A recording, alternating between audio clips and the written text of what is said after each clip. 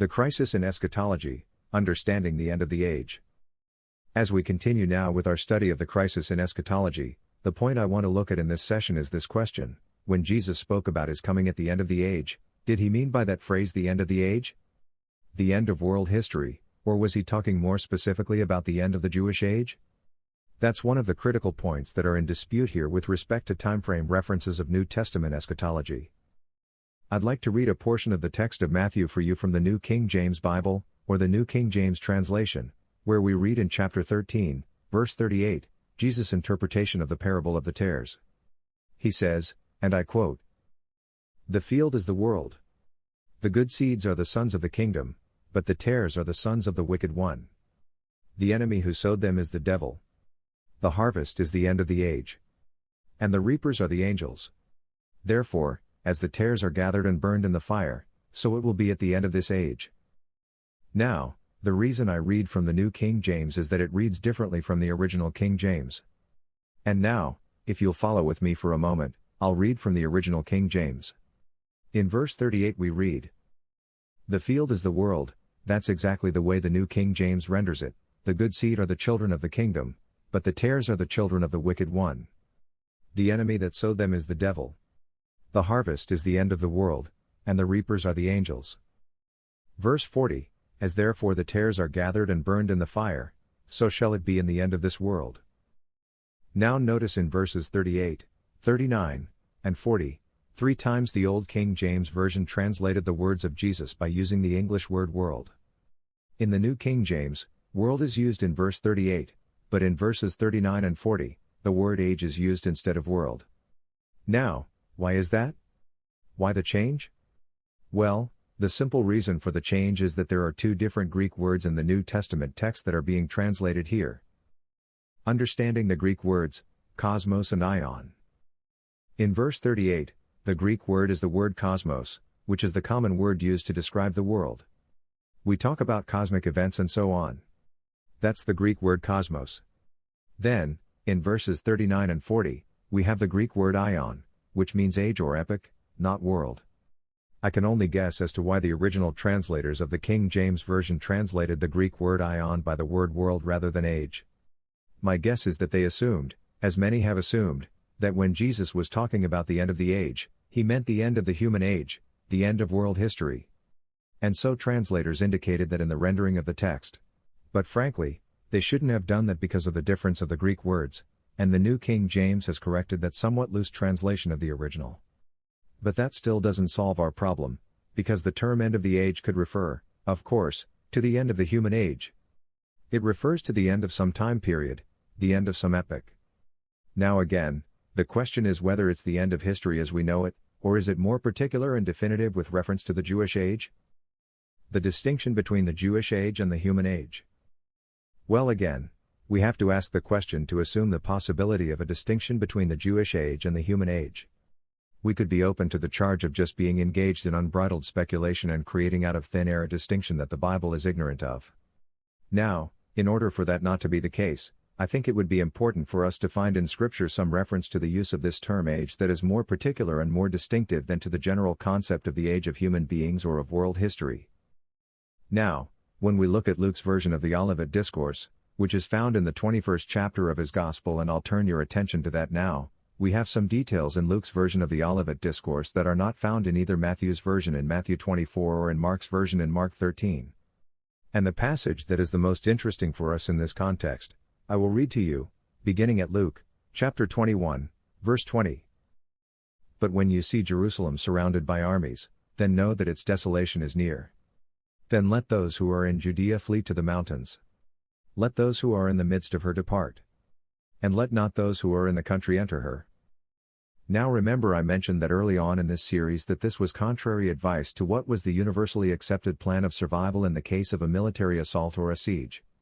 The people would immediately go to the strongest fortified city for their safety and security, and one of the reasons why Josephus tells us that 1.1 million people were killed in the destruction of Jerusalem is that after the armies of Rome invaded and crossed the borders of Palestine, the word was passed on through the villages and townspeople from all over fled to Jerusalem for safety.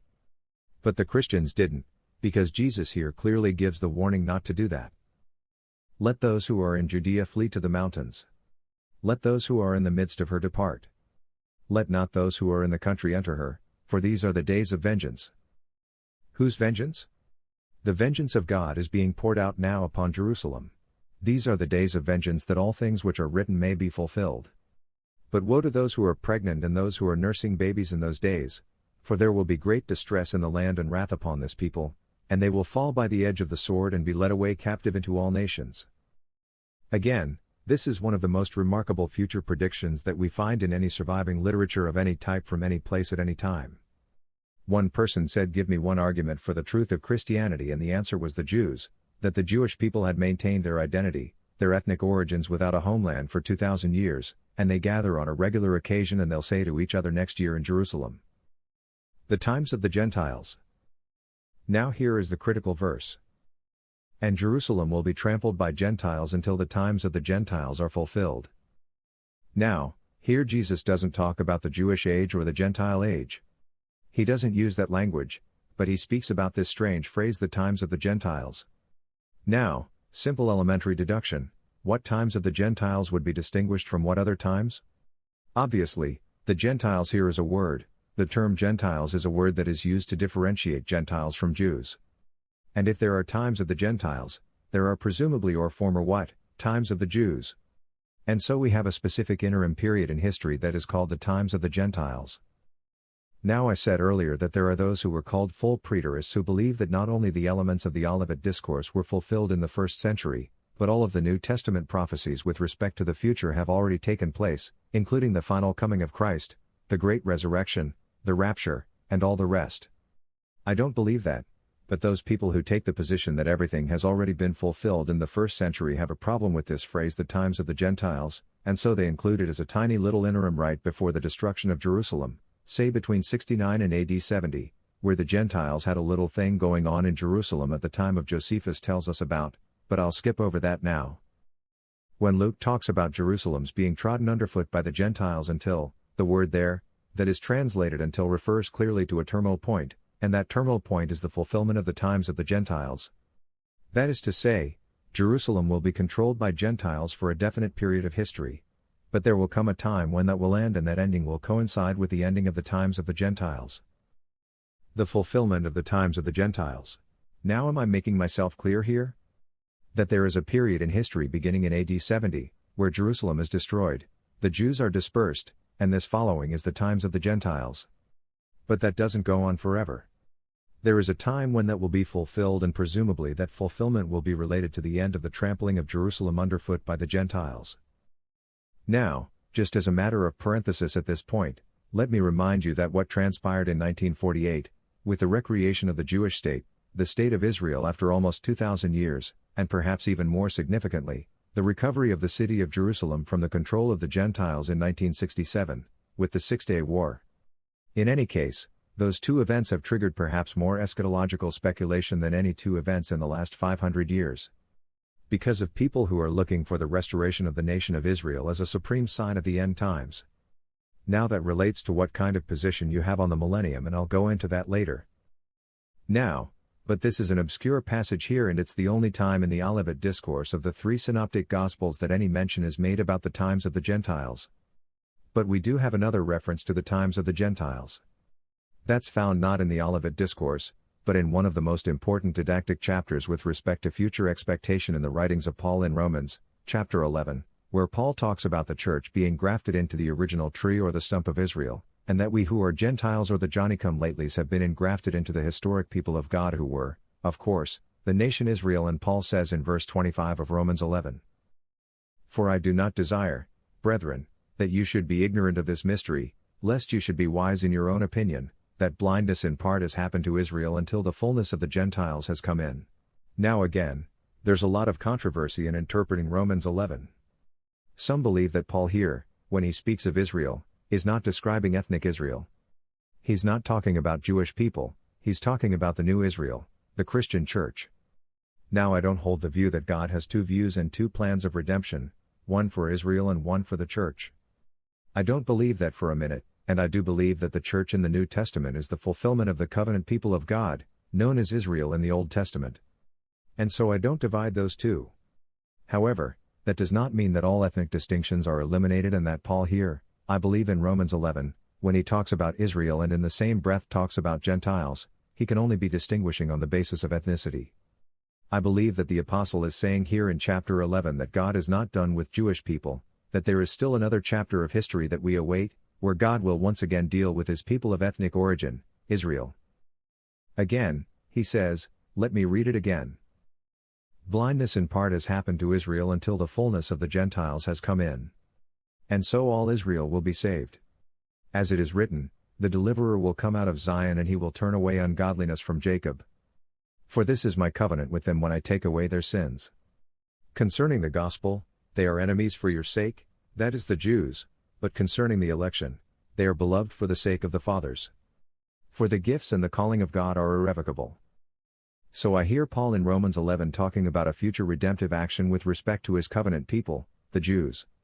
Now in any case, the most important point here is that for the second time we see this phrase in the New Testament, the times of the Gentiles. And if there's any doubt about what it is distinguished from in Luke, there is no doubt about it in Romans that the times of the Gentiles is a time frame that is distinguished from the times of the Jewish people. And he talks, even as Luke does, of the times of the Gentiles being fulfilled. Are we at the end of the times of the Gentiles? Now, somebody might want to ask me, well, if that's the case, and if Luke is saying that Jerusalem will be trodden underfoot until the times of the Gentiles be fulfilled and it's no longer trodden underfoot, doesn't that mean that the times of the Gentiles are over and we should be at the end? Well, not necessarily, because for one thing, though, the Jews conquered Jerusalem, they still have much of it that is in the control of Gentiles, and the Jews don't have complete domination over the city of Jerusalem. They're sharing it. It's still in a certain sense, being underfoot of Gentiles. So I don't know what that means, whether the Jews will be expelled from Jerusalem tomorrow, and we wait another 3,000 years before the time of the Gentiles be fulfilled. I doubt that. It certainly does give one reason to pause and say, are we on the brink of some great significant redemptive historical event? Now again, the temptation in every generation is to think that, because we all desperately want to see the final consummation of the kingdom of Christ, and every generation should be diligent and vigilant and have that hope burning in their breast.